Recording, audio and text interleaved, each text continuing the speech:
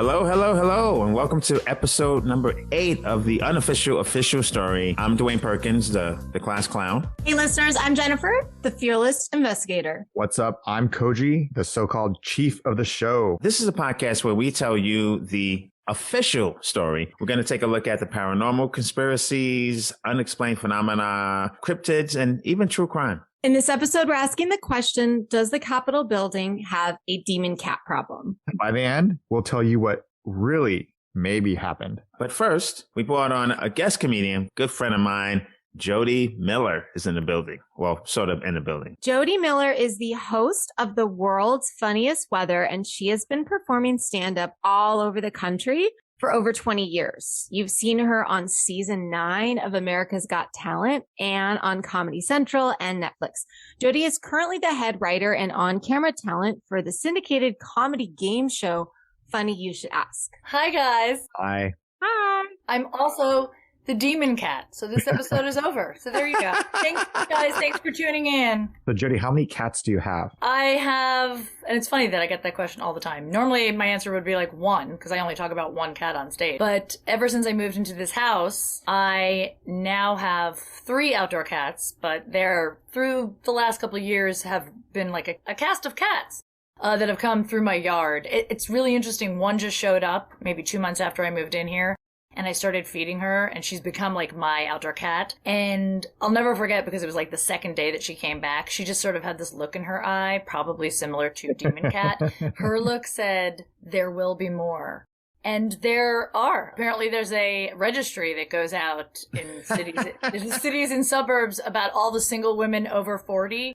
And all the cats got one, and they just started showing up at my house. So now I've got 3 outside, 1 indoor, and a baby. Hey, I'm killing it. Anybody single too? So come and get it. What's funny about that is I write on that game show that Jodi is the head writer of, and so we go way back, even in comedy.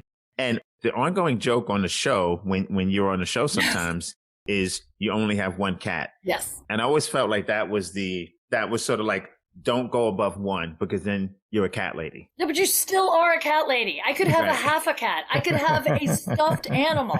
Right. I could actually have just a ghost demon cat, and I'd still be labeled a cat lady. It doesn't matter. Like, you don't hear like dog lady. She's a crazy dog lady. No, she's like a cool dog lady. It's just crazy cat lady. What's the biggest misconception of a cat lady? Is that we're crazy? I'm not crazy. Yeah, it's like, I don't understand why, people spend thousands more on their dogs. They take them everywhere with them. They dress them up in costumes. They do all of this stuff, and it's adorable. The second I pull out 1 picture of my cat, 1 picture, everyone's like, whoa, settle down, cat lady. It's like I'm not wearing fur mittens and like it's like I don't have my cat with me. You've got like 3 dogs, and I'm just showing you a picture of my cat, and you're like, oh my god, this person is like a crazy cat lady. You know what? That's amazing. I feel like dogs have a better PR person. They definitely do. Like, who is their PR person? Whoever does bacon also is on the dog campaign. 'Cause those are the 2 things that we love, and they're acceptable everywhere. Like, dogs are on planes, they're in stores. Everywhere. It's too much. Bacon is on donuts. Like, yes. They're both doing a great job. They're killing it. Cats need a better PR person, and cats are better pets. I'm sorry. You don't have to give them all that attention. You can leave for more than 4 hours. I don't understand why we're actually just more like independent people. We don't need to be like all the time. I like cats, but I think it's the attachment to like witches, because for me to bring a cat into my home, I'm always worried about sleeping. And then is the cat going to suck my soul out? Why do people think that's like such an old wives'? It's so crazy. A dog will eat its own crap, but everybody's worried about a cat just like jumping up on your chest and sucking the air out of your lungs. Are you like, that's crazy. 1 is reality and 1 is not yet proven. That's a totally different show if cats actually suck the air out of your... That was like, it was an episode of, what was that? An episode of like Tales from the Dark Side or something, and then it's just stuck, and everyone's like, don't get cats. I'm like, yeah. I mouth kiss my cat. Come on. Jennifer, are you a cat or a dog person? Dog person only because I'm sadly allergic to cats. You know what, though? You can get over that, though.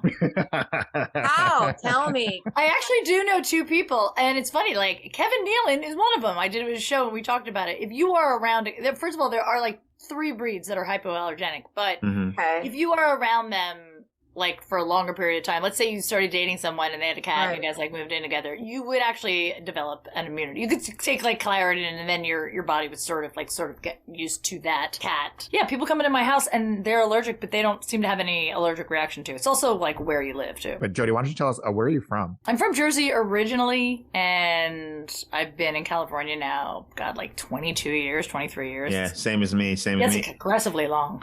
And like Jodi being from Jersey and me being from New York, I've always, we work on a show together. She's like, reminds me of all the girls I grew up with. Like Jersey, New York, big hair, Bon Jovi.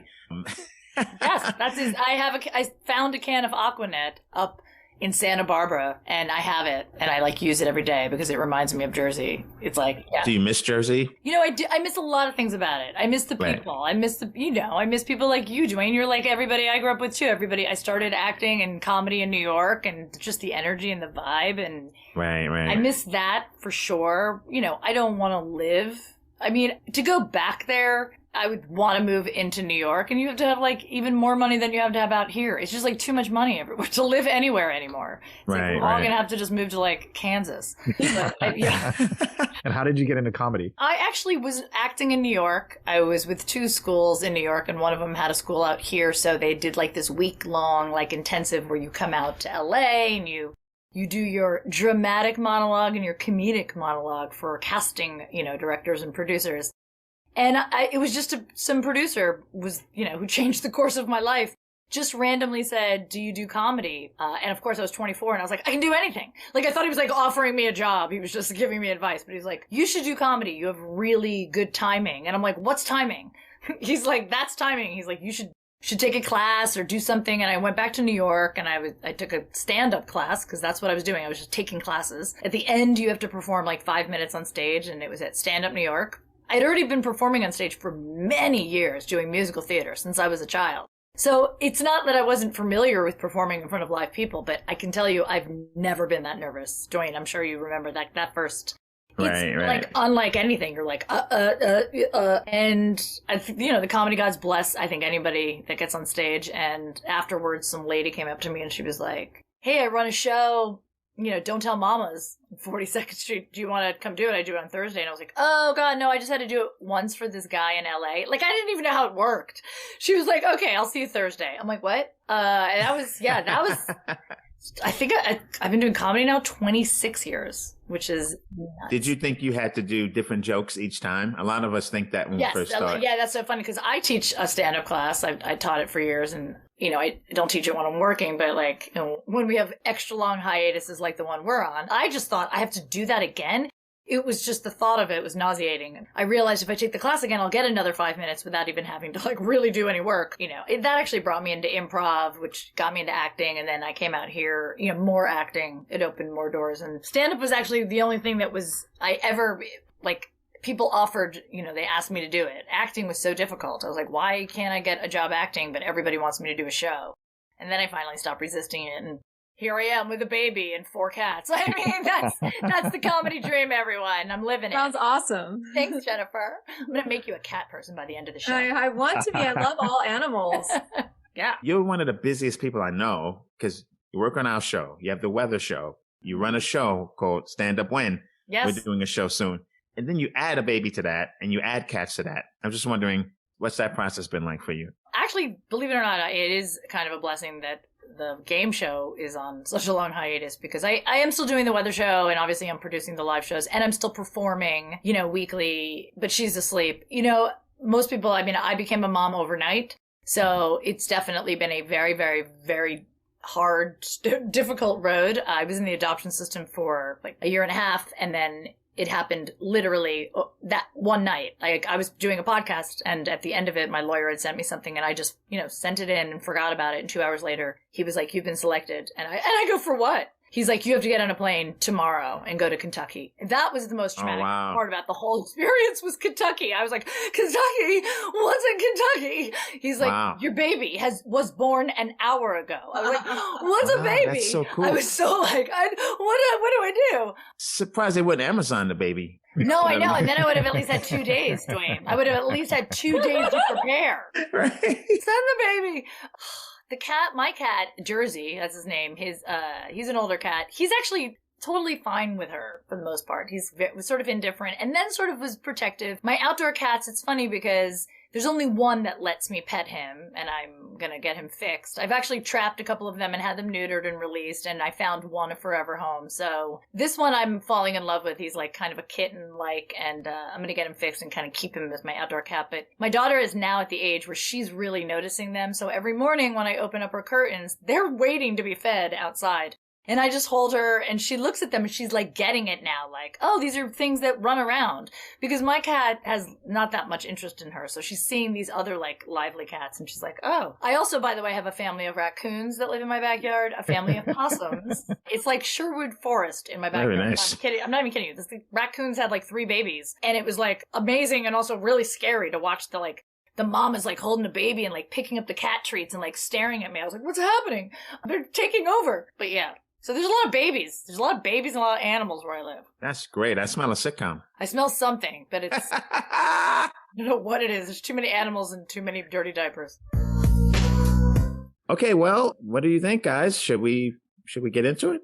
Yep, let's do it. Let's do it. Okay, one of the things we all watched to give us a deep background on the subject was a super awkward news clip with a snarky congressman on YouTube. We'll put it in the link, show notes.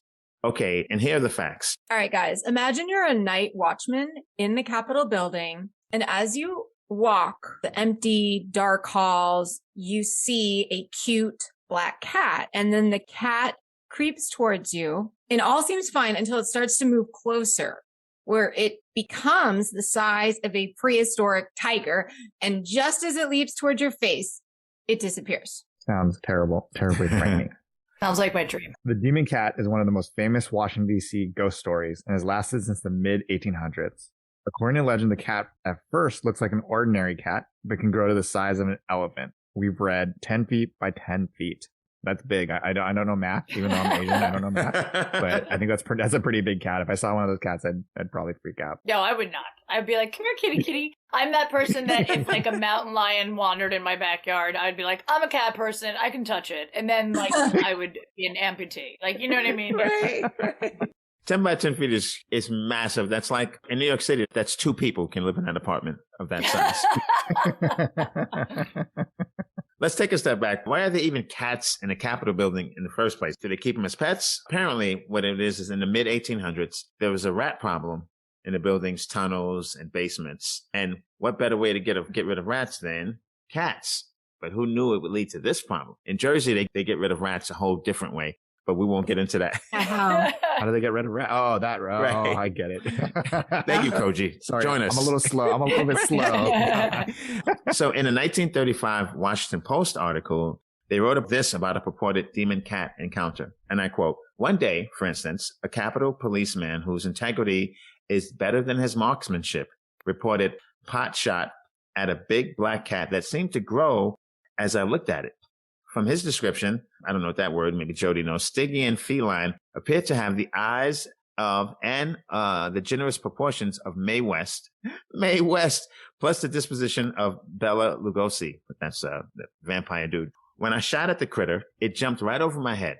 Eddie Cantor explained, guardian of Capitol tradition and decorum. What's weird is how much language has changed. So much. And also, why is the cat sexualized into like Mae West? This cat had a rack on it like no other. Right. And critter. And how do we know if this guy was a good marksman? Like, it's all over the place. But all right. So what is some of the evidence of the demon cat's existence? In 1898, there was a gas explosion in the Capitol. When they replaced the stone with concrete, there are allegedly cat footprints, which you can still see if you Google it. Did anybody Google the footprints? I looked at it a little bit. It's hard to, it was kind of like you have to zoom in on it. So I was like, yeah, I guess those are cat prints, maybe, Jodi's our resident cat expert. Were they cat prints? I mean, they look like cat prints, but like, and by the way, it's so easy for cats to like touch anything. My cat, when it goes in the litter box, I see cat prints like on the floor. I mean, it looks like cat prints. I mean, it looks like really old, weird, you know what I mean? But I could definitely see it being cat prints, yeah. I've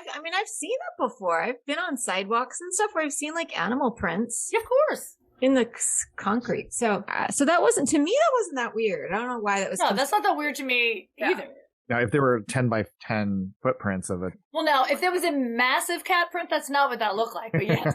Right. That's a good point. In another part of the building, some cat supposedly scratched the letters DC into the concrete, which obviously means demon cat. I mean, obviously, there's only one thing it can mean. It can't mean Washington, D.C. Right. It No, can't. not at all. It can't mean dinner coming. It's not just a demon cat, but it's a literate demon cat. I was going to say, that's really, it's pretty, wow. Smart cat. I mean, I have a dog. I don't have a cat, but I don't think I want my dog literate. Right. It could also be a cat that loves DC Comics. I mean. Ooh, I like that. I like that too. What kind of person likes DC Comics, though? I think I personally think they're suspicious, personally. I think you're talking about the movies, but I think the actual comic book. The spooky thing about the legend is if you see the cat, something terrible will happen. The cat was allegedly seen before John Quincy Adams' death, the Challenger explosion, 9/11, and the JFK and Abraham Lincoln assassinations. The last official sighting was in the 1940s. Then that doesn't make sense. That doesn't even track. The last official sighting was in the 1940s, but yet before 9/11 they saw it. Exactly. But that was official. That was like they got it notarized. The other ones they didn't get notarized. So, yeah, exactly. So after like the Challenger, someone's like, and I saw a black cat. I don't know. I mean, someone was like, do you want to go on record officially? No, not officially. No. I mean, it could have been any cat. It could have actually been orange. Could have been an orange tabby cat, but it looked it was dark, so I can't. Well, Steve Livingood, the U.S. Capitol's Historical Society's chief tour guide. That's a job, I guess. Yeah. Yeah, you are living good if you got that job. Anyway, he has an explanation for the legend. What he says is back in the day, the guards were often related to senators and congressmen. Nepotism, privilege. In other words, they were drunks that couldn't do anything else. So these guards would claim that they saw and were attacked by a demon cat. But because of their connections, they could not be disciplined for drinking on a job. So they couldn't get fired, basically. Instead, they would be sent home. Other guards would see this and make similar claims so they could get off work as well. So it basically became of like, I'm sick. It's like how people use COVID symptoms now. Yes. Back then, it was demon cat. Demon cat symptoms. Yes. When I first saw that, I wondered, are these the same guards that were protecting our Capitol building on January 6th? I mean, it seemed like they just let them go through. All right. Another fun fact is the Washington football team, formerly known by their racist team name, the Redskins, those guys, at one point considered the name Demon Cats. They should have done it. Yeah, would have been great. Demon Cats would have been an awesome name. Way better than the Redskins. Absolutely. Yeah. Although now they're referred to as the Washington football team, which is That's so really weird. Just like they couldn't have come up with anything more clever. Just like, it's the Washington football team. What kind of team are you? No, we're the Washington football team. That's totally different than the Washington soccer team and the Washington baseball team. I feel like they're just gonna wait a year and be like, guys, we tried every name in the book, so we're gonna go back to Redskins. But we're gonna spell it differently, so you know what I mean, right? Or no, they're gonna find an obscure Native American nation and tribe and is okay with it, and they're like, oh well, they said it's okay, right? Exactly. Or maybe they'll be called the potato skins. Just after what you eat. I'd like that. Little chives. Yeah. That would be hilarious. But then I'm sure potatoes would get offended and we would Exactly. But I like that the cheerleaders would be called the chives. Oh, yeah. Yeah. Well, not the tater tots. Ooh, There you go. Yeah, very nice. Good job. Those are great. I'm down. Yeah. What do you guys think? Does the Capitol building have a demon cat problem? When we come back, we'll put our minds together and figure out what really maybe happened. Guys, we can use your help. We aren't on a big network and we don't have big backers. We aren't getting paid. Wait, we're not getting paid? That's why we need your help. Please consider supporting us on Patreon. Any amount helps us pay for the show. We are planning on having exclusive content for our supporters, so stay tuned. Hey guys, so now that we've discussed the facts, let's workshop our ideas. This is all because of what dogs did. So the dogs didn't like the cats they didn't want cats to become the main pet for people. Man's best friend. Okay. They worried about that. So they started this conspiracy. Once people thought that they were these demon cats, they started to kill all the cats and nobody would ever have them as pets anymore. But then, so that was like what had happened. But unfortunately, it just didn't work because of the quality of the guards that were working there. So nobody believed them because they're just a bunch of drunks who just were lazy and didn't want to work. But then the cats don't worry. They got him back because you know how everybody hates pit bulls, or there's a lot of laws against pit bulls. Mm-hmm. That is a cat conspiracy going the other way. So they were like, "Oh, these pit bulls are super dangerous, and we should kill them all." So that's my theory. It's just there was never a demon cats. So almost like a dog lobby.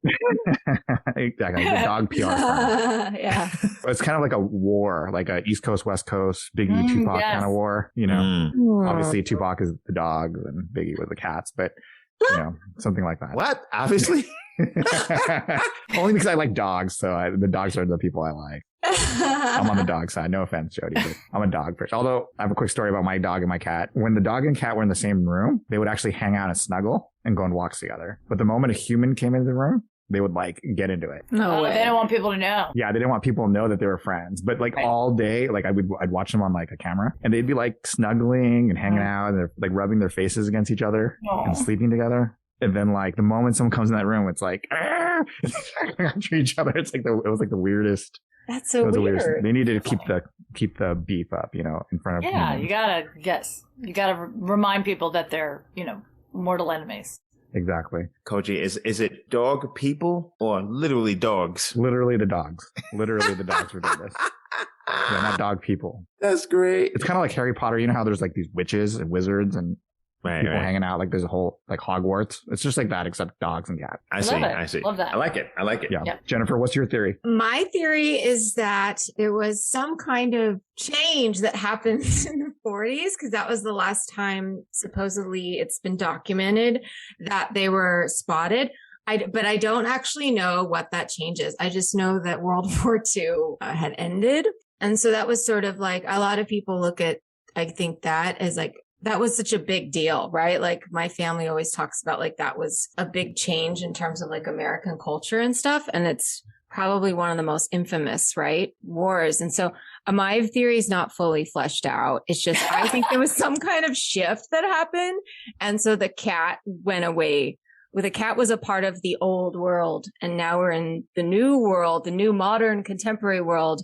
And I don't know if that's good or bad, but the demon cat is gone with that. Well, so was the demon cat real before in the old world? Yeah, he was a real ghost cat. Yeah. So like he wasn't like an actual regular black cat. He or she was a demon cat. I like that. Maybe it was like sucked back to the center of the earth. There's a lot there. Or maybe the capital of the underworld moved.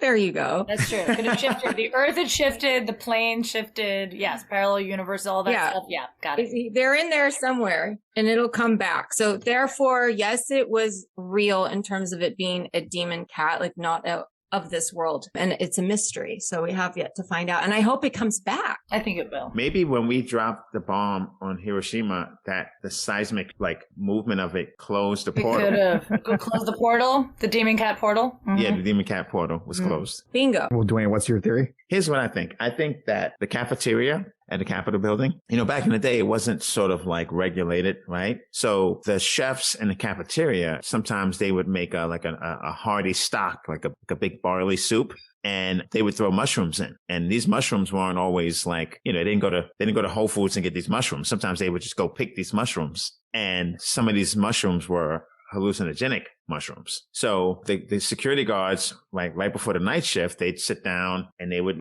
eat some barley with mushrooms in it. And then they'd have these hallucinations. And the cats would look big. And basically the first guy who had his hallucination, he told other people. So that kind of like informed their hallucination. So these security guards, unbeknownst to them, they were tripping on shrooms. That's great. And then after 1940, the regulations come in, and it's like the chefs, the cooks at the Capitol building, you just can't whip up whatever you want. Now we're getting mushrooms from a certain place, blah, blah, blah. So that's why the sightings went down. But, you know, whenever they have sort of like special nights, or they go to their own garden and they get up some mushrooms, you have the potential of another demon cat sighting. Well, shrooms are very trendy right now. They're decriminalized a lot of places. I microdose, so I get it. So I don't even know if my outdoor cats are real. I have no idea. I'm hallucinating all the time. I totally buy that theory for sure. So to be clear, they're not real. The demon cat's not real. It's just a hallucination. Oh, just a small cat. Yeah, it's regular cats that get big when you're tripping on shrooms. How does it coincide with the big tragedies? Two things. One, I think that's just sort of like random because stuff always happens and it's always linked to other things. But if they're DC tragedies, then maybe whoever was at the wheel was also tripping on shrooms and dropped the ball. I'm super excited about hearing Jodi's theory. I am as well. Well, first, before I get into my theory, I just want to point out something I'm not sure that everybody is aware of because I do know the history of a lot of the crazy cat stuff. But before this even happened in DC, in the UK, they had a lot of cats killing their rodents. Farms, communities, cities, they would bring cats in. They would actually bring them in to help eliminate rodents, the rodent problem. And then, yes, Dwayne, they were like, oh no, cats are actually the work of the devil and they belong to witches. So they killed the cats. They killed all those cats back in the UK, back in the, was it the 1600s, 1700s? Anyway, one of the hundreds. And then guess what happened? The rats were running like rampant and they carried the Black Plague, and that's how the Black Plague started. That is a true story. That is why the Black Plague spread as quickly as it did, because they eliminated cats that were killing the rodents that were carrying it. That's called karma. So FYI. Right. So it's a little bit of karma going on here. I'm going to sprinkle that. But the truth is that, look, there's definitely cats there. I approve. They probably have cats that roam around there and they love it. But here's the thing. That giant cat, okay, here are these guards. They're obviously drinking. All they have to say is, I see a demon cat, and they get to go home. You know what the demon cat is? It's their wives and girlfriends dressed up in a big black cat costume because they want their man at home. Get your butt home. So they're like, oh, you're working tonight? Oh, I wanted you home. So then they get in that suit and they're like, ah! Next thing they know, their husband's home. They're like, oh my God, I'm just terrified. And then they're like, oh baby, let me comfort you. It's the wives and girlfriends. Oh my God. Right now. They got together and they were like, oh, have you noticed that they come home if they see Demon Cat? Well, now he gets to come home and take care of the 7 kids that I popped out. That's what the Demon Cat is. It's just a really angry wife, significant other, you know what I mean, that wants their man at home. That's the best way to do it. That is so funny. And back in those days, too, as a man, you'd rather say, I saw a demon cat than to say, I'm afraid of my wife. Yeah, exactly. Right. And yes, and any guy that didn't go home was actually more afraid of his wife. So there you go. You know what I mean? I actually like that idea. I like it too. Is dressing up as a cat thing? Well, they're furries. I'm not a furry, but I've definitely worn cat costumes, you know what I mean, for Halloween. A lot of women do it because it's an easy go-to. You just have to paint whiskers on, slap a couple ears on, and then you're like, oh, I'm a cat. You know what I mean? It's like the easiest Halloween costume for adults that really don't want to dress up but get like ostracized because they haven't dressed up. They're like, hey Jennifer, why didn't you dress up today? You're like, oh no, I've got ears on. They're like, okay, you're cool. So there are people that are furries that dress up in cat costumes. But I feel like these women were like, how can we scare the crap out of our men and get them home, because they're just getting wasted on the job. So do you think they would go down there and scare them, or scare them from home? No, they'd go down there. I think they probably picked like Bertha. She's a tall woman. Helga, she's probably also a tall woman. I feel like they were like, you guys are really tall and hefty. Get in this cat suit. They probably made it, and back then those costumes were like really nice. They put like a lot of hair on it, and it was bigger. And maybe there was a couple of them, you know what I mean? So it looked like it was starting to get bigger, and it was definitely a planned thing. So basically, it was like they were being a purposeful buzzkill, because these guys, there was nothing to do at the Capitol building but get sloshed. Yeah. Right? And they're like, these guys are down there having a ball. I'm taking care of the babies. They came home and they sleep it off, and then they're hungover. They still can't take care of the babies. I'm going to get my man home now. I like it. And the shrimps. I believe they probably had shrimps too. Right. I mean, because once you start drinking, you're like, all right, I'll take these shrimps, whatever. Right. Because, you're hungry. And that's the thing. You know, you're drinking. You eat more of that cafeteria barley because you're trying to sort of like, you don't want to get too drunk. You're trying to sort of, it's like when people drink, they drink a glass of water. You're basically trying to manage your drunkenness, you know? By the way, can I also point out, why is it called a demon cat? The cat never hurt anyone. The cat really, all they saw was that a cat got bigger and jumps over their head. They're not even talking about like, strange red eyes or, you know what I mean, like scratching anyone. It's just an extra large cat. But they're like, demon cat. Like, why is that a demon cat? Why can't it just be a cat? It was the dogs that did it. Oh, you're right. It probably was the dogs. Obviously. All right, we're at the point of the show where we have to choose the official story, and this will become the official story for all of history. We can't do that lightly. We have to make the right choice so that everyone knows exactly what happened. Dwayne, what do you think? Which theory should we go with? Once we flush Jennifer's out, that's kind of cool, right? Like that there's this portal, like a strange things kind of thing. Was it Stranger Things? So I do like that. I like the mushroom one, and I really like Jodi's. But in terms of cinematically, like which one could be, say, turned into a movie, you know, if you're going to take liberties and make a movie explaining the demon cat, actually, I think Jennifer's would work the best in that sense. But then Jodi's would work as a comedy. So I'm really torn on this one. I really am. Jodi's would work as like an animated, you know what I mean? That's true. That's true. So they'd all work, and yours would just work as like, you know, just a cool movie, indie film. So actually, all four of us should just make a film. Right. right. Which one's your favorite, Jodi? I am a huge fan of dogs versus cats. I mean, I've done a lot of jokes about it. I'm also a huge fan of parallel universes and other doorways. But I'm a bigger fan of shrooms. I love them. I gotta go with the shrooms. I like them. Do them right now. Right now. All right. Jennifer, what do you think? What are you thinking? I like this idea. If we made a movie, which one would be the most fun? Parallel universes, shroom soup, Helga and Bertha dressing up angry housewives, or cats versus dogs showdown, Biggie and Tupac. God, they're all so great and out there. I can't decide. I want to meld them all. Yeah, I'm leaning toward portal, door closing kind of thing. Usually portals are open in modern times. I like when you combine portals with historic times, because those people had no idea what was going on. Compared to us, we know all about portals. Yes. Yeah, we... It's very... Whenever I like walk through a portal, I'm like, oh God, here we are. Totally different universe. Right. This is not your dad's portal. My favorite story is Jodi's story, because I keep thinking that they're going to have sex in these costumes. They probably are. They probably Yeah, will. I think that's going to be really fascinating. It sounds weird, but I want to watch that, I think. Not like as a Pornhub type thing, but just in general, I think it could be really interesting. Do you think, though, on that note, that there is one security guard who has not come forward and he did actually have relations with Demon Cat? And he's just too embarrassed. I mean, do you think out of any of those stories, he doesn't want to talk about it, but it got a little physical? That's got to be our story. That's just too good. Right. Probably because he was on the receiving end. Oh, yeah. Well, I mean, if it's 10 by 10, then he's definitely on the receiving end. And they had some soup that night, too. And then he just, told his friends he was in an alternate universe, so that it never happened. I'm not into bestiality, guys. I'm just saying. Right. Okay, so it feels like we want to combine three stories about the portal that disappeared after World War II for some reason. It was the wives of the guards, but the guards were tripping out mostly because of the soup from the chef. That works. It all works because the thing too is that once something gets going, if the first guy saw a cat because of the portal, then the wives would have been like, oh, we can jump on this. So like maybe the next 3 or 4, they saw wives dressed up. Mm-hmm. Then the next 3 or 4 were tripping on shrooms. You know, it just kept it going. These wives could have had a dog, and they could have been at home crying, and their dog was like, oh, I don't want to see my owner crying. I'm going to help her out by creating a demon cat, and then they worked together. There we go. The dogs were involved too. Nice. And I like to think during the Capitol siege that the demon cat either scratched out all the floor plans. You know, you walk into a building and there's like a little layout. So the demon cat either scratched that out and or just threw pheromones around so the people wouldn't know. Right. And then once they got in, the demon cat confused them and they were like, well, let's follow this black guy up these stairs, you know. So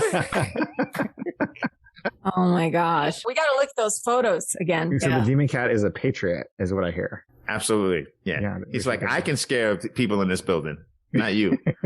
Also, just FYI, that demon cat saw the entire Monica Lewinsky, Bill Clinton thing go down. That cat was totally into that. And that is the official story. We'll take another break. And when we return, we'll do a little improv. I love true crime, but the one problem with the genre is that most podcasts and shows aren't very diverse. That's why we love the Black True Crime Podcast and think you should too. Listen to this quick trailer and be sure to subscribe and listen to this podcast.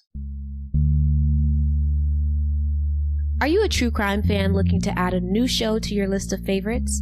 Are you interested in learning about cases that you've probably never even heard about? Hi, I'm Kayla, one of your hosts here at Black True Crime, where my sister and I research and discuss murders committed by Black offenders. From their upbringing to their complete moral demise, we discuss it all. Anyone and everyone is welcome to enjoy the show, but but it may not be enjoyed by anyone and everyone, so listener discretion is advised. Black True Crime releases new episodes every week and is available wherever you get your podcasts.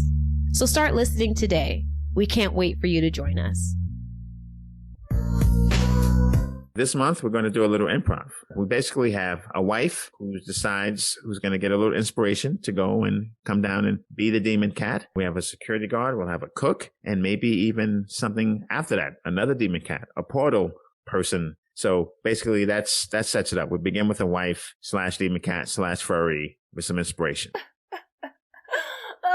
My husband, he's never home. He's just never home. I'm just making these cat costumes for my overweight kids, and he's not home, and I'm doing it all by myself. And there's only one thing on the radio. Can't even listen to it. Little Orphan Annie, and I feel like an orphan. Oh. What'd you say, Rover? What? What was that? What? The baby's in the bathtub? No, the baby's not in the bathtub. Rapidal! Rapidal! Oh, the Capitol! I should go to the Capitol. I should put the suit on? Oh my god, this is a great idea! Oh my god, and then I'll scare him so badly he'll want to come home. And I'll also help people be scared of cats for the rest of their lives. My god, you're a brilliant dog! I can't believe we almost let you die in the shelter. Meanwhile, at the Capitol, this is the best job I ever had. Mr. Security Guard, I made some soup. There's definitely no wild mushrooms, crazy mushrooms in here. Don't worry, there's nothing hallucinogenic. Okay, because I'm getting pretty drunk over here, and I don't like to do shrooms and alcohol at the same time, buddy. You get me? This soup is A1. You're the best. What a great job. Can you believe I got hooked up with this job? I do nothing. I get drunk. I come here. You make me soup. This is the cat's meow. Oh my God. What the hell is it? What a pretty little cat. Wait, why is it getting bigger? It's coming. What? Oh my God. I know that scream. It's like you're possessed by my wife. Oh my God, what did you put in this? What is it? What are these mushrooms doing to me? What? I gotta go home. I gotta go home. Okay, don't trip. Just get in your cutlass and drive home. Okay. I gotta, I'm sorry. Tell the boss I had to hit it. I was so looking forward to tonight too. I was going to get drunk. I'm just going to go home and be with my wife and tell them the demon cat came again. Okay. Don't worry. No one's ever going to attack the Capitol. So we're fine. And scene. Yay! Good job, guys. Thank you, Jodi. Thank you for coming on with us. And please tell us where people can follow you. I am Jodi Miller Comic, Jodi Miller Comic across the board. So you can follow me there. And yeah, tune in to, I have a podcast called Don't Call Me Ma'am, but I also have a brand new podcast called White Knuckling Parenthood that will be coming out soon, because that is what I'm doing, everyone. White Knuckling Parenthood. So keep your eyes peeled for that. I might have a demon cat on that. I don't know. I don't know. Sounds awesome. Thank you, Jodi. And thank you all for listening. Shout out to all the Unofficial Official Story podcast listeners. There are a million podcasts out there, so we're honored that you've chosen ours to listen to. Please check out our website, unofficialofficialstory.com, for our show notes or to hear our past episodes. Be sure to come back next month where we will be answering the question, did blues legend Robert Johnson make a deal with the devil? Obviously he did. I think so. Probably. Made a deal with the demon cat. Yeah, demon cat needs to appear in this next episode. All right, guys. Bye. Thank you. Bye. Cheers. Good luck storming the Capitol.